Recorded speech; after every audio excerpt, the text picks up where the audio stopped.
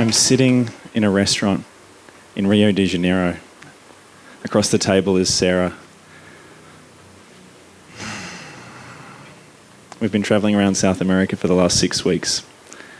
It's meant to be one of the most amazing romantic journeys. I'm in the most romantic city in the world, but I feel nothing.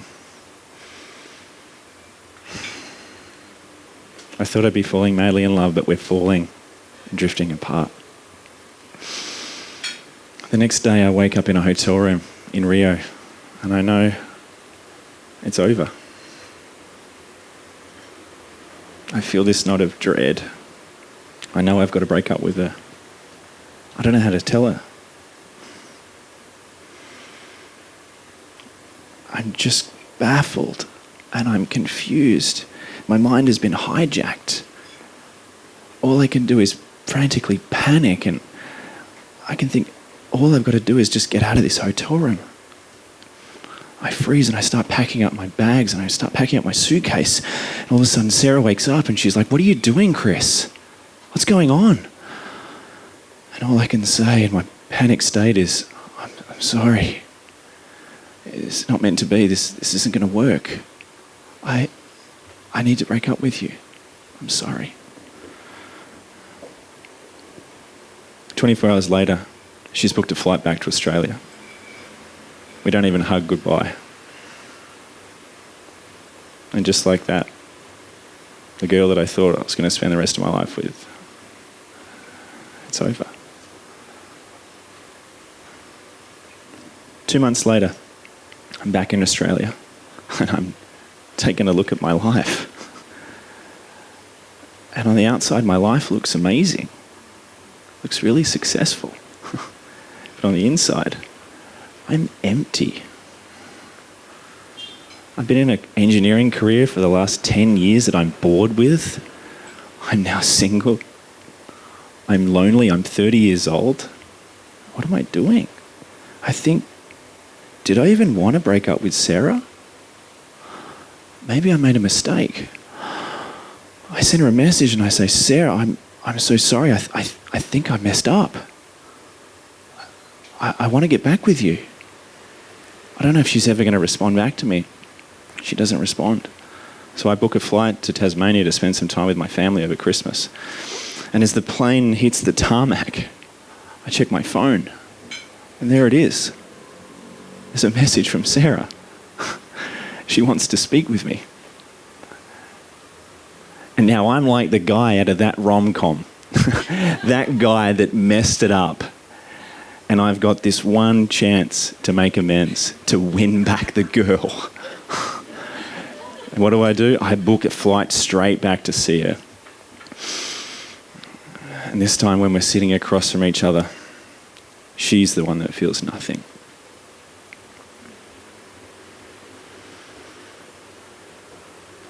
I'm gutted. She says she could never, ever trust me again after what I did to her.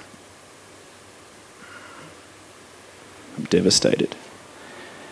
I send her one last message to let her know I'm so sorry for the pain that I caused. I had no idea. And she replies.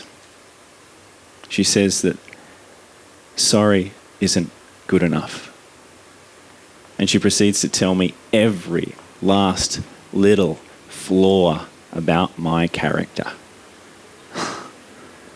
She tells me I'm passive aggressive. I don't even know what that is. I've got to Google it. She says that I'm judgmental. I'm egotistical. I got to Google that too. She says that I'm disconnected from my feelings. Wow, this is intense. This is the most criticism I've ever copped from anyone. And then I reflected back to that day in Rio when I didn't even know myself. And I thought, maybe she's right. What if I don't even know myself? What if I'm blind to this? The next morning I wake up and I've got a very specific recommendation from my sister for a very specific book from a very specific guy. Tony Robbins, the self-help guru. Right now, I'm thinking, I can do with some help. Anyway, I go straight to the bookshelf, the bookstore, and I grab the book, and it's called Awaken the Giant Within. I take it, I read it. Holy moly. I'm hanging off every word, every page. This guy's deconstructed my whole entire reality. Oh, this all makes sense now. I get it. I really get it. I am the giant. It's me. I'm the giant. I get it. It transforms my life. Everything changes.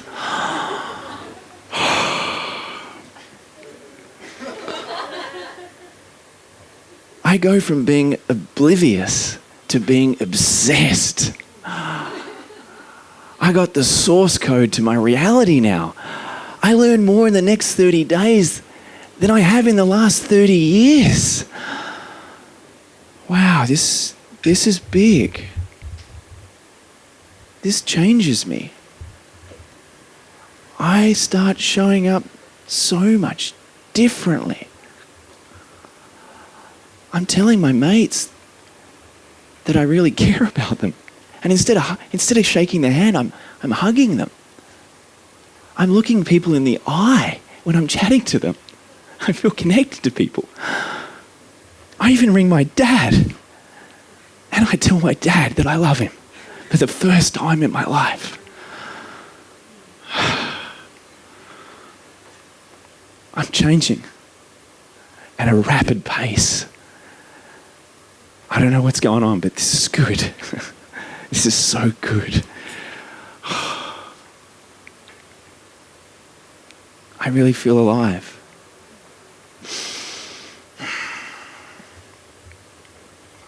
And that's just the beginning.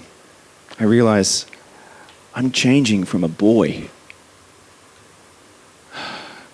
into a man.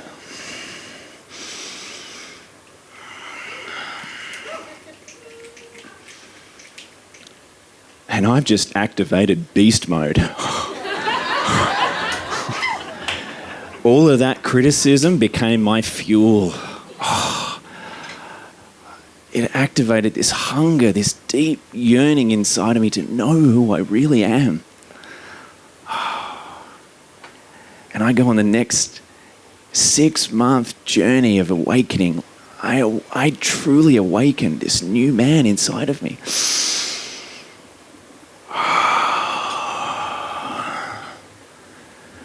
I go back into my life and I'm going to seminars on weekends.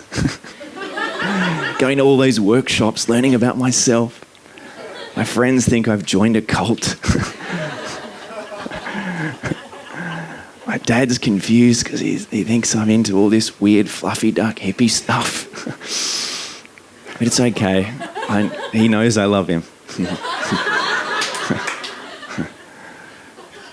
And I'm even sitting at my desk during the day in my engineering job, pretending to work on spreadsheets while I'm listening to podcasts and TEDx talks and audio books, feverishly just documenting and writing and capturing all this wisdom.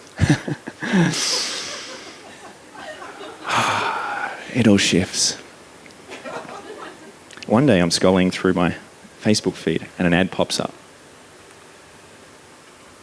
Ever thought about becoming a life coach? I don't even know what life coaching is, but there's something about it that resonates with me. I click it, and before you know it, I'm on the phone to some guy and I've signed up to a year-long life coaching training course. But on the first 3-day training of that course, holy moly, this is what I've been looking for my whole entire life. I found it. I knew there was more. I knew there was more. And I found it. And I didn't even know what coaching was. But I knew that was something here for me to explore, something to expand into. So the next 6 months, beast mode goes up a notch. I put everything I got into this coaching stuff. And I'm actually pretty good at it. I've helped one guy get off crystal meth. I've helped another girl pretty much recover from the same crap that I went through.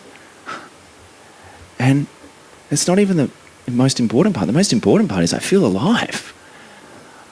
I know why I'm here.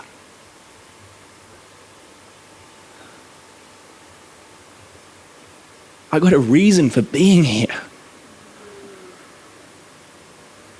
And it's incredible, but I have no idea how this is going to work out. I don't know anything about business. I don't know anything about coaching, really. But I realize I need to make a decision. I've spent 10 years climbing the ladder of success, leaning against the wrong wall. And I can see a path in front of me. I don't even know what it is, but it feels right. On that day, on the drive home, I asked myself, why? Why am I still in this job? And in that moment, I decided to take my decade-long engineering career and I walk away. And it's liberating. It's also the most scary, crazy thing I've ever done in my life. What's my dad going to say? But it feels right. And what I've realized to be true is that life is the ultimate contact sport. And I'm not here to play a safe game. And life, she's a tough teacher. She gives you the test first and then the lesson afterwards. But bless it. Because all the adversity, all the chaos, all the suffering, all the confusion, it all exists and it's there because it contains the seed of wisdom for the awakening and for the expansion of who you are meant to be. And I realize this whole time, through the chaos, through the confusion, through the suffering, through the joy, through the love, through the adventure, through the whole lot, life has been conspiring in my favor, even when I didn't know it.